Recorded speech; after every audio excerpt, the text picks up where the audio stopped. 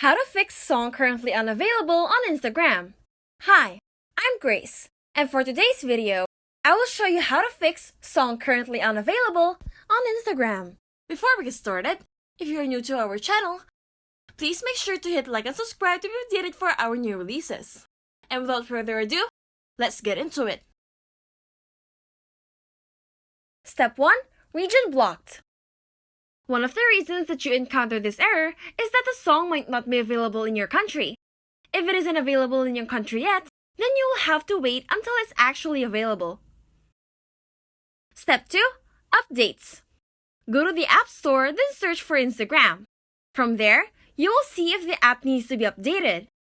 If yes, simply update the app and the problem might just be solved.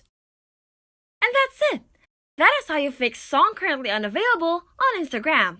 We hope this video is helpful, and if it did help you, be sure to smash that like button and hit subscribe to our channel for more helpful videos. If you have any questions or topics you would like us to cover, please make sure to leave it in the comment section down below. Thank you for watching!